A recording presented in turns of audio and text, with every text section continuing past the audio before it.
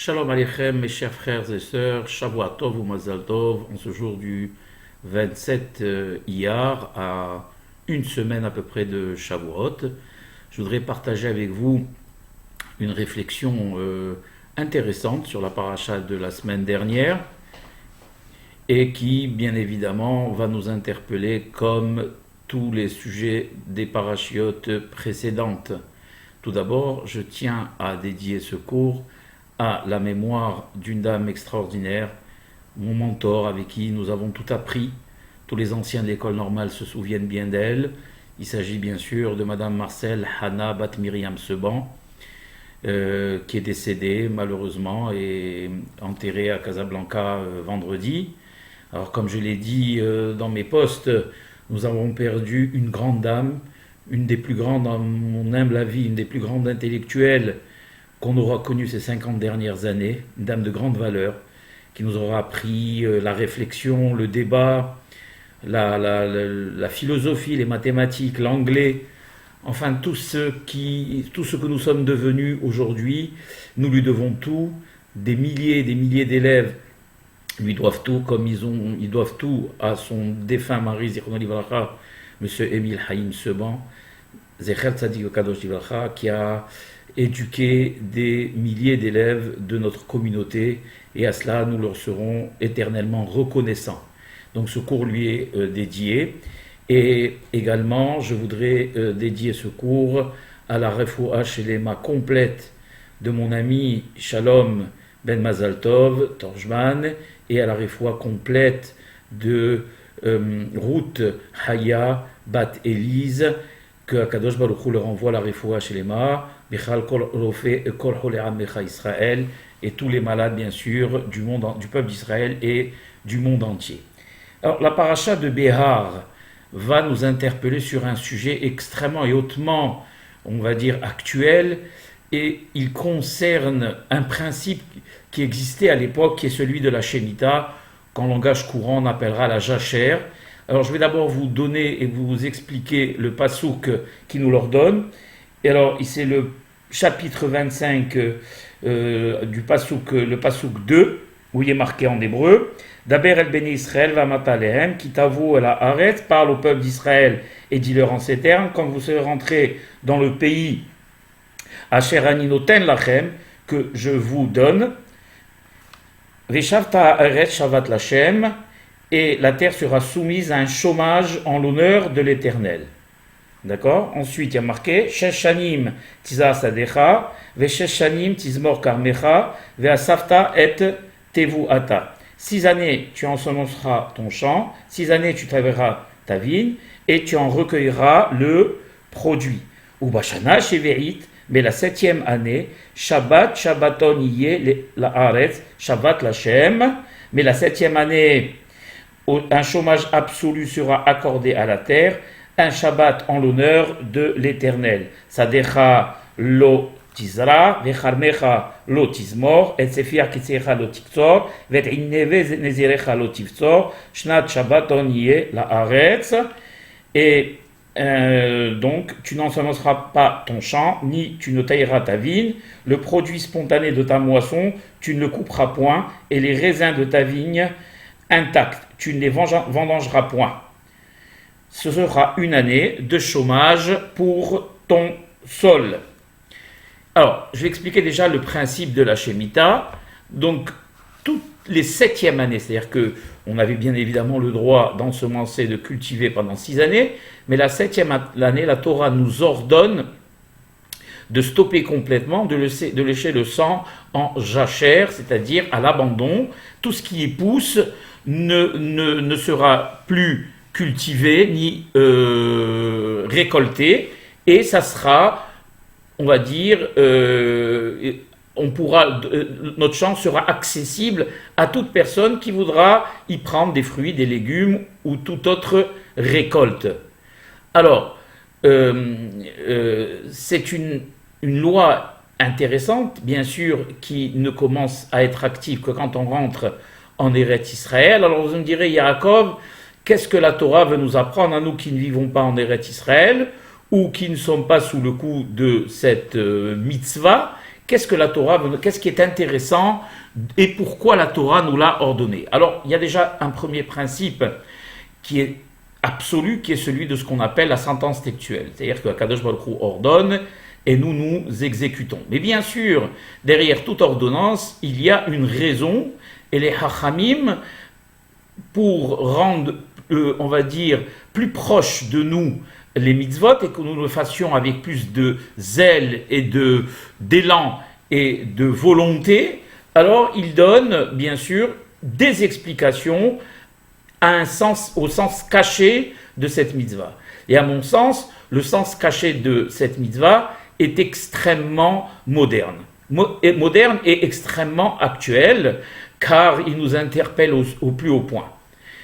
Eh bien, le premier sens caché, et à mon sens, le sens principal de cette mitzvah, c'est tout d'abord de nous informer qu'en réalité, tout ce qui nous appartient, en réalité, ne nous appartient pas.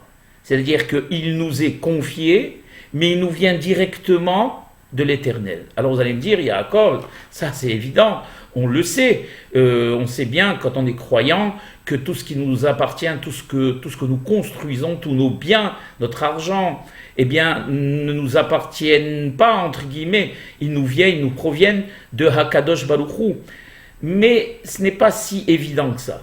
Car une fois que les choses sont en notre possession, et comme nous sommes sur cette terre les acteurs de ces réalisations, alors on a, après, avec le temps, tendance à penser que nous en sommes la cause, et que nous sommes les seuls architectes de notre réussite.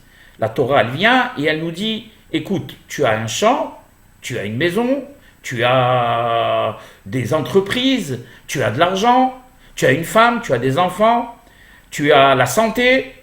Tout cela, bien évidemment, te concerne au plus haut point, mais sache une chose, que tout n'est que, on va dire, un don qui te vient de Hakadosh Baruch Hu. Et cette idée ne doit jamais te quitter l'esprit. Le fondement même de la croyance, la Emouna en Hakadosh Baruch Hu, c'est de savoir que tout ce que nous avons nous vient essentiellement, exclusivement, complètement de Hakadosh Baruch Hu.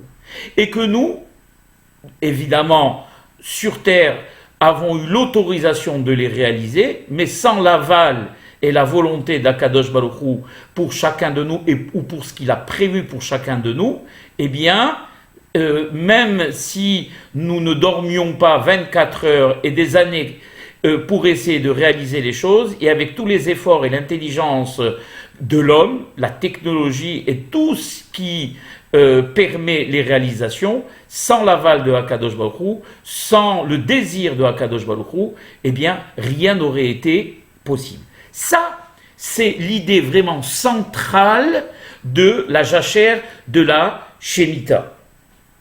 La personne, elle a tendance à penser que les choses lui appartiennent, elles sont à elle. Vous posez la question à quelqu'un, vous lui dites cette maison est à qui? Eh bien, tu dis elle est à moi cette maison. Et pourquoi dis-tu qu'elle est à toi? Eh bien, tout simplement parce que je l'ai achetée. Et on lui posera la question encore, et comment l'as-tu achetée? Il nous répondra avec mon argent. Et comment as-tu réalisé cet argent? Eh bien, en me levant pour travailler avec mes astuces, mes méthodes, mon intelligence, mes statistiques, mes voyages, etc., etc., etc. Mais la question de base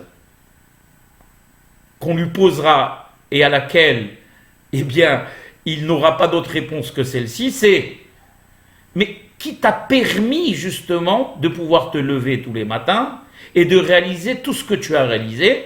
Eh bien, il n'y a personne d'autre que Hakadosh Baruch Hu. Je ne parle toujours pas dans mon cours des non-croyants. Parce qu'en réalité, un non-croyant, c'est un croyant qui s'ignore. Parce que s'il est réellement quelqu'un de curieux et quelqu'un de logique, il va savoir qu'il y a une force originelle qui fait tout mouvoir, qui permet de tout mouvoir, et à lui en premier. Et cette force nous les religieux, nous les croyants, nous l'appellerons Akadosh Baruch Hu, lui il appellera comme il voudra, il appellera le hasard s'il veut. Ok? Mais il appellera, on va dire, quelque chose d'inconnu, un facteur X. Ce facteur X, lui il appellera facteur X, nous, ce facteur entre guillemets X, eh bien, c'est Ribono Shel Olam, c'est Melech Malchei HaMelachim, Akadosh Baruch Hu, qui nous donne la possibilité de toutes ces réalisations. Malheureusement, pourquoi on arrive à cette situation? Tout simplement, très souvent, ce sont les personnes qui ont extrêmement bien réussi, qui sont extrêmement bien nantis, Baruch Hashem, qui, à un moment donné, comme il est marqué dans les Pesukim, on va voir de la Torah, il arrive à être pénétré par une sensation destructrice, on va appeler, d'orgueil disproportionné. L'argent qu'il a accumulé au fur et à mesure de sa vie, justement, et qui est en sa possession, lui donne une confiance absolue et exagérée pour penser qu'il n'y a pas plus fort que lui, Rahman al-Islam, plus fort que lui dans le monde, et que rien ne pourra lui arriver, et que c'est lui qui donne le tempo, et c'est lui qui est à l'origine des choses, et c'est lui qui, on va dire, donne le rythme aux choses. Et que, à la limite, Hazve Halila, l'origine de toutes les choses proviennent de sa personne. Alors vous allez me dire, Jacob, c'est exagéré, la personne, eh bien oui, c'est ce qu'on appelle, Hazve Halila, en hébreu, la Avodah Zara, le culte idolâtre.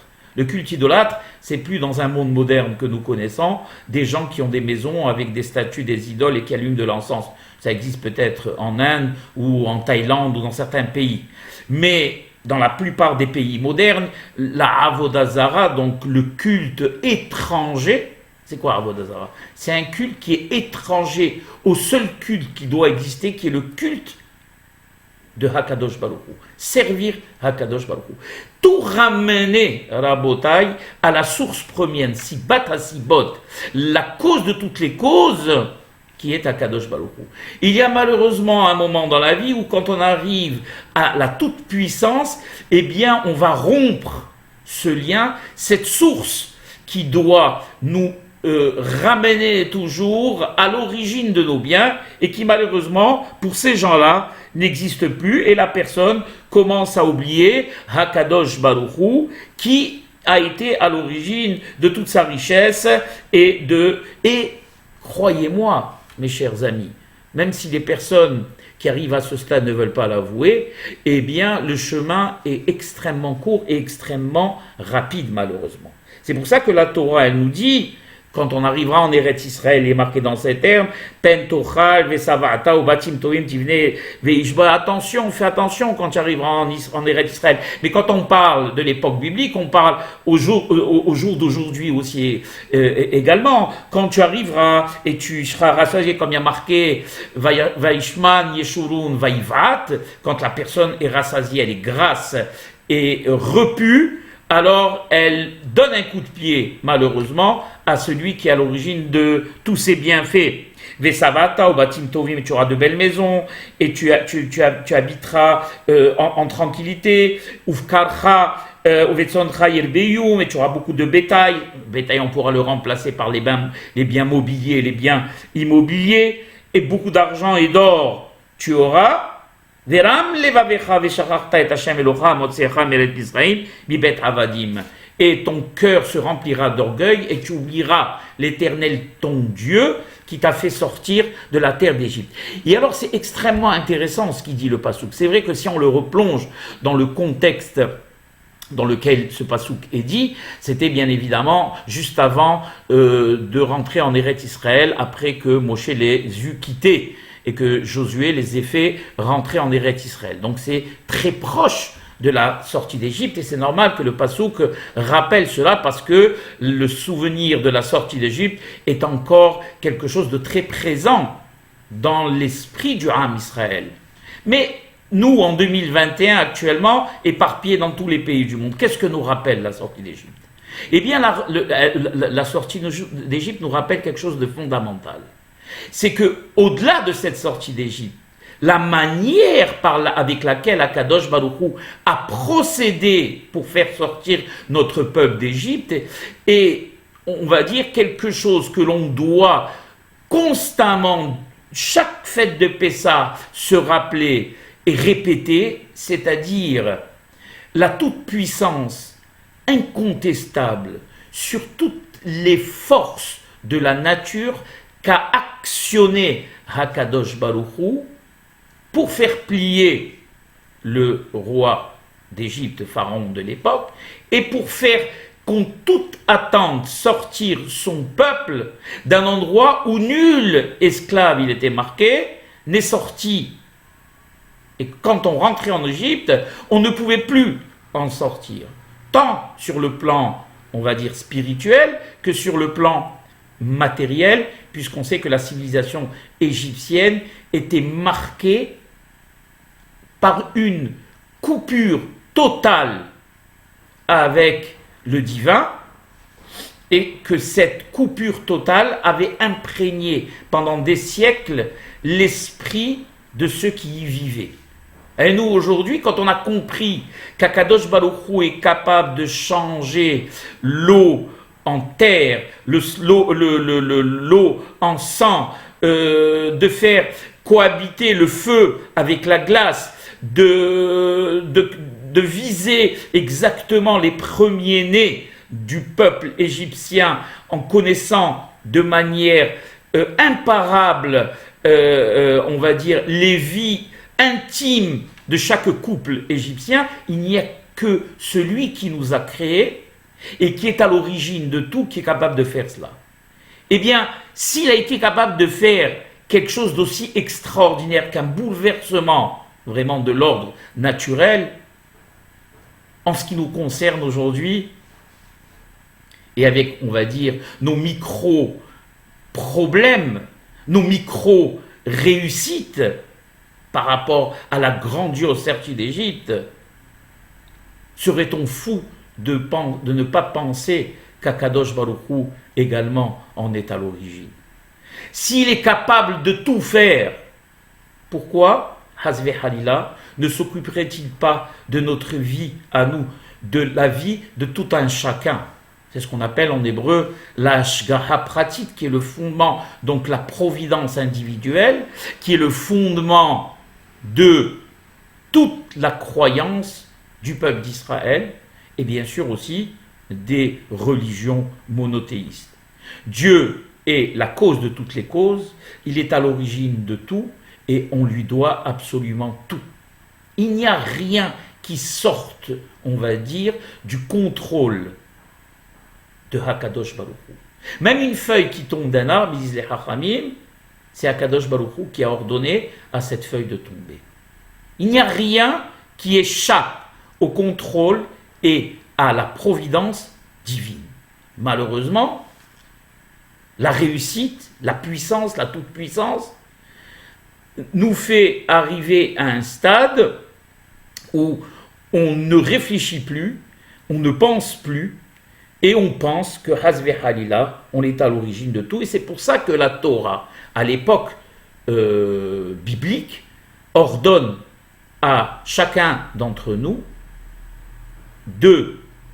d'arrêter de cultiver la 7e année son champ et de le laisser en jachère à l'abandon, justement pour marquer les esprits et leur faire comprendre que la terre et ce champ que tu as entre les mains, même si tu l'as acheté avec tes propres deniers, eh bien, en réalité, il n'est chez toi que loué. Tu ne le loues à Akadosh Baruch Hu, puisque Akadosh Baruch Hu, tout lui appartient. La terre, ta vie, tes biens, tes enfants, tout ce que tu as réalisé, Akadosh Baruch Hu en est à l'origine. Il est intéressant aussi de lire, comme il dit, quelque chose que nous dit le grand Rabbi Eliezer, plus connu sous le nom de Rabbi Eliezer ben Horkanos, qui était le maître de Rabbi Akiva, qui dit une chose intéressante dans ma Masechet Sota. Kolmi, d'ailleurs, Mehila, juste avant, je voudrais dire que vous savez que quand on va à la prière de Shachrit le matin, on a l'habitude de lire à la fin de la prière on va dire les 10 souvenirs qu'on doit tous les jours répéter. Alors, tout le monde les connaît, c'est par exemple, on doit se rappeler de la sortie d'Égypte, on doit se rappeler du Shabbat. Pourquoi la sortie d'Égypte? Tout simplement parce que, comme j'ai expliqué, c'est à l'origine de tout, hein, la sortie d'Égypte, c'est là ce qui monte à toute puissance du Boré Olam. La deuxième, c'est le Shabbat pour nous montrer que ce monde a été créé ex nihilo, et que de la même manière qu'il a été créé en 6 jours, et que Akadosh Baruch Hu, entre guillemets, a arrêté toute réalisation le 7e jour. Alors, quand on croit à cela, on doit imiter Kivyachol l'Éternel et s'arrêter aussi de toute réalisation le jour du Shabbat. La manne, qui est là pour nous rappeler que le pain quotidien, au même titre que Am Israël pendant 40 ans n'avait pas le droit de garder plus que ce qu'il leur fallait pour une journée, justement pour qu'ils aient toujours les yeux tournés vers le ciel et qu'ils sachent espérer pour le lendemain, eh bien la manne elle est là pour nous dire que la parnassa que Akadosh Baruch Hu nous donne au jour le jour provient de lui exclusivement. Maasé Amalek, l'histoire de la bataille de Amalek, on sait que Amalek est là justement pour nous empêcher de réfléchir.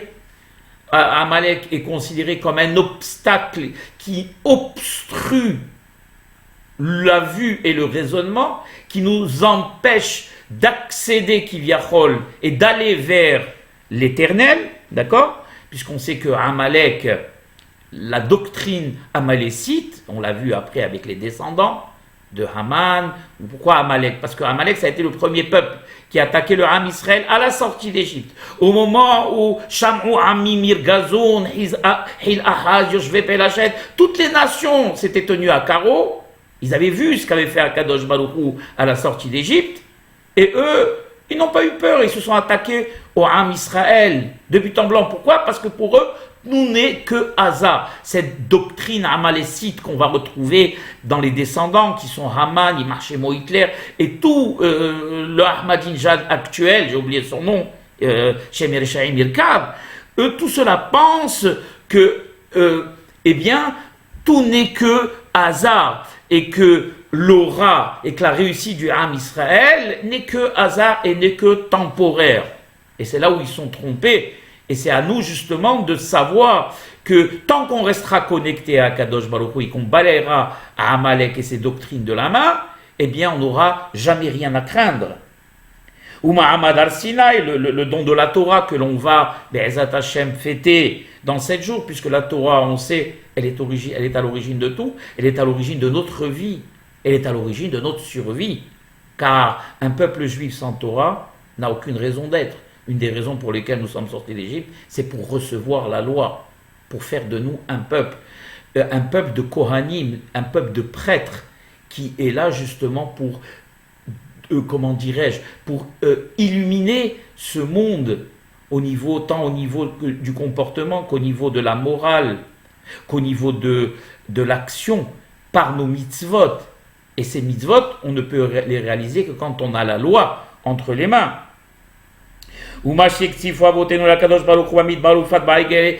Et toutes les révoltes qu'il y a eu du peuple juif contre Akadosh Baruch Hu, quand juste à la sortie d'Égypte, on a détourné notre face du Boré Olam qui avait fait tant de bien pour nous, et qu'on est allé, entre guillemets, adorer un veau d'or, on a voulu remplacer l'Éternel, notre Dieu, par une représentation matérielle, Hazve Halila, pour avoir un guide.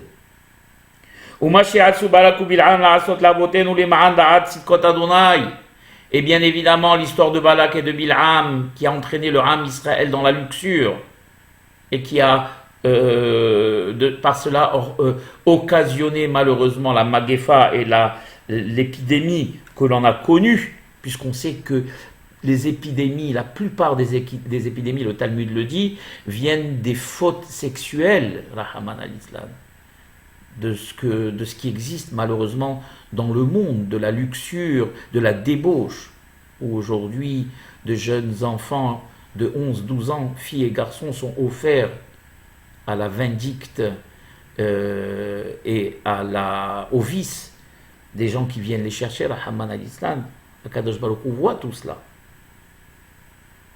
Les relations incestueuses, les relations extra-conjugales, Rahman al-Islam, elles sont à l'origine, mes chers frères et sœurs, de toutes les épidémies.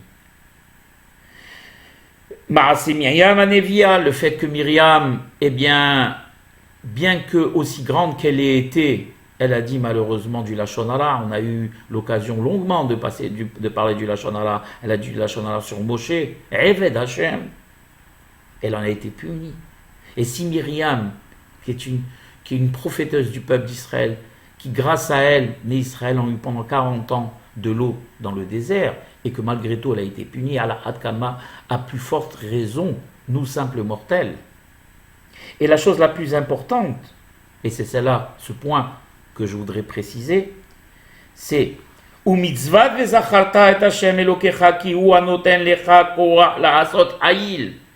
et tu dois te souvenir tous les matins quand tu te réveilles que c'est le seul qui te donne la possibilité de réaliser, d'acquérir, de construire, eh bien c'est Hakadosh Baruch Hu.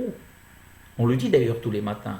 La première prière que l'on fait avant même de se lever et de sortir de notre lit, au moment même où on va commencer justement à réaliser, eh bien c'est Elokai Neshama, cette fameuse prière où on remercie Akadosh Baruch Hu de nous avoir rendu cette âme. Elokai Neshama, Shenatatabi Teorahi, Ata Yezata, Ata Nefatabi, Veata Meshamera Bekirbi. C'est grâce à toi, Akadosh Baruch Hu, qui fait en sorte, puisque la Neshama, elle est quoi? C'est du vent. Avec tous les orifices que nous avons, elle peut partir d'un moment à l'autre. C'est un des plus grands miracles qui existent. C'est que cette Neshama, qui est, on va dire, une étincelle divine, quelque chose de spirituel, pas de matériel, comme un organe, quelque chose qui se situe à hauteur du cerveau, et qui, comme l'air peut s'échapper de tous les orifices de notre corps, eh bien, reste toujours tous les matins, et on la retrouve tous les matins. Et c'est elle qui a l'origine de la vie, on le sait. Car ce n'est pas grâce aux yeux qu'on arrive à voir, ou grâce aux oreilles qu'on arrive à entendre. La preuve en est, quand quelqu'un décède, que Dieu en préserve, passez-lui quelque chose sur les yeux, ou criez-lui autant que vous voudrez, pourtant ses yeux fonctionnent encore. Son appareil auditif fonctionne, et pourtant il ne vous entendra pas. De là on apprend que c'est l'âme. Donc en réalité c'est quoi l'âme? C'est une partie du divin qu'il a insufflé en nous. Donc en réalité, le fait de se mouvoir, c'est parce que on a cette partie du divin à l'intérieur de nous. Et il est à l'origine de tout. Sans cette partie divine, quand Akadosh Baruch Hu, que Dieu en préserve, Admea Ve'eslim nous la retire, on n'est plus rien. Tout ce corps qui a été créé, ces muscles, ces organes que nous avons, ces Ramah Evarenu, Veshasagilenu, 248 membres et 365 veines des tendons, et ce cœur qui bat, bien tout s'arrêtera. Et c'est ce qu'on dit à Kadosh Baruch Hu le matin. Et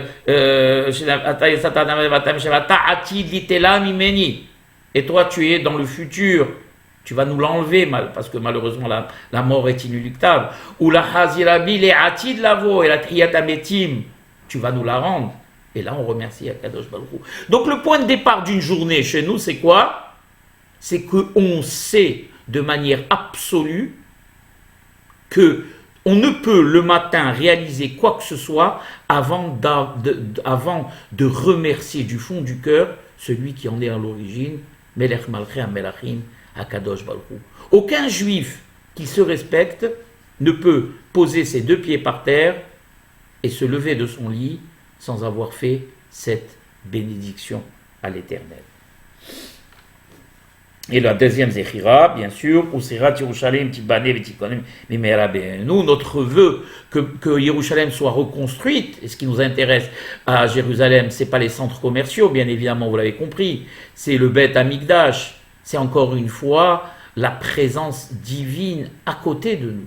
Malheureusement, le peuple d'Israël a tellement fauté qu'Akadosh Baruch Hu comme on dit, les a renvoyés de sa table. Mais la fin, elle est proche. Tous les hachamim sont unanimes pour dire que nous sommes dans Hevle Mashiach. C'est-à-dire que tout ce qui se passe aujourd'hui dans le monde, tous ces bouleversements sur lesquels je n'ai pas le temps de revenir, eh bien, sont tous annonciateurs de la fin proche. Et vous savez, quand le Mashiach arrivera, eh bien, tous les compteurs seront remis à zéro et on ne pourra plus rien faire. On ne pourra compter que on ne pourra compter, sur ce qu'on aura fait. Excusez-moi. L'accumulation de nos mitzvot et de nos actions seront les seuls, on va dire, arguments qu'on pourra poser. Car quand le Mashiach sera là, il n'y aura plus de possibilité de faire quoi que ce soit. Et donc nous, on demande justement, car pour nous, la seule vie qui a le mérite d'être vécue, c'est une vie où on a à l'intérieur de nous, règne à l'intérieur de nous, à côté de nous, en notre sein, la présence divine, comme à l'époque du Beth Amikdash. Et c'est ce qu'on demande à Kadosh Baruch Hu tous les matins. Que cette Jérusalem soit reconstruite. Et qu'on ait ce temple qui soit reconstruit, où on pourra encore une fois, comme à l'époque, de manière définitive cette fois-ci, offrir les sacrifices à l'Éternel. Oulam, il dit ici, le Hacham, quelque chose d'intéressant. Il dit, Rabbi Eliezer, comme je vous l'ai dit tout à l'heure en introduction, tout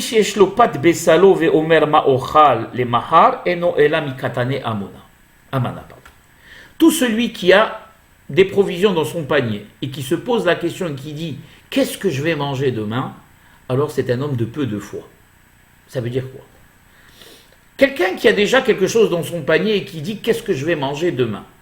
Si tu te poses la question de savoir ce que tu vas manger demain, c'est que tu es persuadé déjà que tu vas te lever demain. Qui t'a donné l'assurance que tu vas pouvoir te lever demain? Mettons que tu dis, oui, je crois en l'Éternel, mais je suis inquiet, j'ai quelque chose déjà pour manger aujourd'hui, mais je pense à demain. Tu penses à demain. Si tu penses à demain, ça veut dire que tu sais que tu vas te lever demain. Si, mettons que tu sais que tu vas te lever demain grâce à Kadosh Baruch Hu, et que tu n'as aucun doute à cela, c'est quelque chose déjà de très, comment dirais-je, présomptueux. Mettons que tu le dises. Si Akadosh Baruch Hu te permet de te lever demain et te donne la vie, qui est quelque chose, on va dire, d'incomparable avec un panier de provisions, comment as-tu l'outrecuidance de penser qu'Akadosh Baruch Hu qui te donnera la vie demain ne pourra pas te préparer une provision à manger? Ça, c'est l'explication la plus courante. Mais il y a une explication qui est encore plus profonde. Il y a marqué il dit Rabbi Eliezer, Kol mi sheyeshlo pat besalo. Tout celui qui dit sheyeshlo, toute personne qui pense que ce qui lui appartient, qu'il a dans son panier, bien mobilier, bien immobilier, richesse, enfant, Baruch Hashem, une femme merveilleuse, Baruch Hashem, confort, réussite, santé, et quelque chose d'acquis qui lui appartient, qui est à lui, il en est à l'origine, qui a cette présomption de penser cela, cet orgueil de penser cela, alors c'est celui-même qui se posera la question, qu'est-ce que demain, de quoi demain sera fait? Qu'est-ce que demain je pourrai encore acquérir? Qu'est-ce que demain je pourrai encore entreprendre? Cette suffisance, on va dire, au niveau de ces biens matériels, le poussera encore une fois à penser à l'impensable, c'est-à-dire avoir l'assurance que demain il sera encore en vie et demain il pourra encore réaliser. Mais l'origine de tout, c'est de savoir déjà que Kol michi yeshlo pat besalo, ce yeshlo, tu ne dois pas le dire. Parce qu'en réalité, tu n'as rien qui est à toi. Tout est à Kadosh Baruch Hu, tout est à Kadosh Baruch Hu, et tout provient de Hakadosh Baruch Hu. On l'a vu, je crois que c'est dans Parashat Teruma, où il y a marqué Veikhouli et Terumati. Et alors que normalement on aurait dû dire vitnouli et terumati, vikhouli et terumati, et ils me donneront leur obol, leur teruma. Mais normalement on n'aurait pas dû dire vikhouli, et ils prendront pour moi leur obol, leur teruma. On aurait dû dire vitnouli, et ils me donneront de chez eux, puisque la teruma, donc le maaser, la teruma, tout ce qu'on donne nous, eh bien c'est de chez nous que ça provient. Donc on aurait dû dire vitnouli et terumati. Or la Torah dit veikhouli et terumati. Mashma mikan, ils disent les hachamim qu'en réalité tu ne donnes que ce qui appartient à Kadosh Baruch Hu. Quand tu donnes de la tzedaka à un pauvre, en réalité tu donnes de l'argent qu'Akadosh Baruch Hu t'a permis de donner. Puisque tout, d'ailleurs, il y avait une matrone qui avait posé la question à Rabbi Akiva et qui lui avait dit: Rabbi, si Dieu il aime tellement les miséreux, les misérables, pourquoi est-ce qu'il leur donne pas directement? Pourquoi est-ce qu'il les fait pas riches à la naissance et il leur évite ces souffrances d'avoir à quémander à tout un chacun? Alors Rabbi Akiva il dit une chose extraordinaire: c'est pour sauver les riches de l'enfer. Ça veut dire quoi? C'est pour sauver. C'est pas Hazvi Haïla qu'on envoie aux riches. Baruch Hashem, quelqu'un qui est riche, qui a réussi, c'est la Beracha d'Akadosh Baruch Hu. Mais à la condition que ça ne le quitte jamais et comment dirais-je, qu'il y ait toujours la présence d'esprit de savoir que tout nous vient d'Akadosh Baruch Hu. Mais autrement, eh bien, quelqu'un de riche, eh bien, c'est quelqu'un de béni, Baruch Hashem, tant qu'il garde les pieds sur terre et les yeux rivés vers les cieux. Et donc, en réalité, qu'est-ce qu'il lui dit, Rabbi Akiva? Il lui dit, si il n'y avait pas des miséreux et des misérables qui auraient provoqué chez les personnes nanties cet élan du cœur et qui auraient provoqué en eux, comment dirais-je, le mécanisme de penser et de savoir que tout ce qu'ils ont ne provient que de Akadosh Baruch Hu, et à ce titre, ils ne doivent nullement hésiter à donner, puisque en réalité, rien n'est à eux, eh bien, ils auraient été en enfer. Pourquoi? Parce qu'ils auraient fait partie de la catégorie des personnes dont je vous ai parlé en début de cours, qui ont coupé toute relation avec l'Éternel, et qui pensent qu'ils sont à l'origine de leur réussite. Vikhouli et terumati, tout ce que l'on donne, tout ce que l'on fait, tout ce que l'on réalise, tout ce que l'on distribue, en réalité, de chez qui c'est, de chez qui ça provient?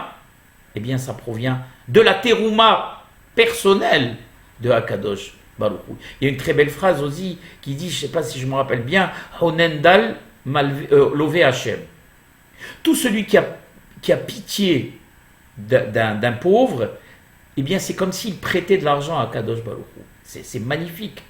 C'est-à-dire qu'en réalité, c'est comme si on avançait cet argent pour Akadosh Baruch Hu. Akadosh Baruch Hu, il a fait de nous un outil par lequel va transiter le don qu'on fera à ce pauvre. Alors, non seulement on est, on va dire, un élu d'Akadosh Baruch Hu, puisqu'il nous permet d'être son outil, mais en plus, on est bénéficiaire d'une mitzvah. Alors vous allez me poser la question, dire alors pourquoi, d'ailleurs dans Birkat Hamazon on le dit, à la fin on dit, et on demande à Kadosh Baruch Hu que ces dons nous proviennent de lui directement, et qu'on ne soit pas, que Dieu en préserve, obligé de demander à un être humain. Alors ça c'est une question sur laquelle personne ne pourra vous répondre. À Kadosh Baruch Hu, pour certaines personnes, il choisit de donner directement, et pour certaines autres, eh bien, il choisit de donner indirectement, par notre intermédiaire. Et nous, on est là, justement, pour ne jamais rater l'occasion d'être cet intermédiaire. D'accord? Donc, ici, on continue, justement. Le fait d'être quelqu'un de Rahman et de miséricordieux, et de distribuer ses largesses, bien sûr. Les Haramim ne nous demandent pas de jeter notre argent par les fenêtres. Il y a des lois. auquel on doit se référer. Quel pourcentage donner pour la tzedaka, combien donner pour ne pas mettre en danger sa famille, ses affaires et sa propre vie, bien évidemment. Mais on ne doit jamais se poser de questions quand quelqu'un nous tend la main. Jamais. Car, le dit Rabbi El-Hazar, quelque chose d'extraordinaire, le fils de Rabbi Shimon Bar Yochai, j'ai eu l'occasion de l'expliquer, que Akadosh Baruch Hu, quand que Dieu en préserve, il veut envoyer une xéra, une épidémie, ou un décret malheureusement sur une population, ou sur une personne en particulier, eh bien, il est tellement miséricordieux, Akadosh Baruch Hu, qu'il envoie, on va dire, un remède avant. Et ce remède avant, il dit, Rabbi El-Hazar, c'est un pauvre qui se présente à nous. Et quand ce pauvre se présente à nous, il n'y en a pas à louper l'occasion, il dit une très belle chose. Il dit que Akadosh Baruch Hu va marquer le front de la personne qui a donné. On va appeler ça Hout Shel Hesed en hébreu, on va dire un rayon de bienfaisance et de miséricorde, qui fait que quand il y aura malheureusement, comme on a eu l'occasion de le voir cette dernière année, des anges destructeurs qui sont là, qui descendent pour faire une mission, eh bien dès qu'elles verront cette personne, elles seront les seules d'ailleurs à pouvoir le voir, elles verront ce Hout Shel Hesed, ce front marqué par la miséricorde, elles s'écarteront de lui. On a tout compris à la bataille. Hakadosh Baruch Hu, ce qui l'intéresse justement, c'est la solidarité et l'union. Et il permet à une élite d'entre nous, à ceux qui, Baruch Hashem, ont réussi, de pouvoir justement distribuer leur largesse à ceux à qui il a été choisi justement de dépendre de nous. Car les choses peuvent malheureusement s'inverser. Galgal Hoser Baolam, le nanti peut se retrouver lui aussi malheureusement dans cette situation, et celui qui quémandait peut devenir du jour au lendemain l'homme le plus riche du monde. Aujourd'hui, par les moyens modernes, gagner à un loto, ça coûte combien? 3 euros, 4 euros? On peut gagner l'euro million si Akadosh Baruch Hu l'a décidé et se retrouver à la tête de 500 millions d'euros et arriver au classement, on va dire, de la 30e personne la plus riche du monde, alors qu'au départ on n'était rien. Et des personnes qui ont passé leur temps à construire leurs richesses, leurs usines, leurs entreprises, que Dieu en préserve, mauvais investissements, et tout tombe à l'eau. Je ne dis pas que la personne, elle doit vivre dans une angoisse. D'abord, il ne faut jamais vivre dans l'angoisse. L'angoisse, c'est, ils disent les hachamim, avi avotatum a. C'est l'origine de toutes les impuretés. Quelqu'un qui est angoissé, qui est anxieux, c'est qu'il manque de confiance en Akadosh Baruch Hu. Il faut toujours, comme elle disait nos mères, Allah, c'est une très belle expression, repose-toi sur Akadosh Baruch Hu. Comme dit David Ameler, Shlach el Hashem ve'uyavcha. Envoie tous tes problèmes, même sans les trier, vers Akadosh Baruch Hu, et cette conviction. Et au fond de toi, l'assurance qu'il réglera tous les problèmes si tu t'en remets complètement à lui. Mais si tu décides de t'en remettre à lui pour les choses importantes, pensant que les choses moins importantes sont indépendantes de sa volonté, alors il te laissera entre les mains de la nature, la Haman al-Itzlan. Et là, les choses changeront pour toi. Il y a une chose ici qui dit aussi le haram, qui est très belle. Une des raisons pour lesquelles, vous savez, mes chers frères et sœurs, vous savez qu'on doit se laver les mains plusieurs fois dans la journée.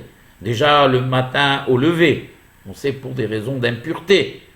Ensuite, quand on va prendre notre petit déjeuner avec du pain, on va manger du pain, on doit se laver les mains. Ou bien encore, quand on rentre aux toilettes, on doit se laver les mains, etc., etc. Alors, bien sûr, encore une fois, c'est pour des raisons d'impureté.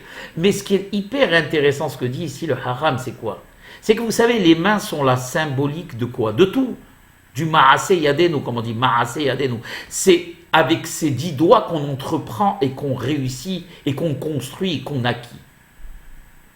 D'accord? Tous nos biens, on les a acquis comment? Par nos mains.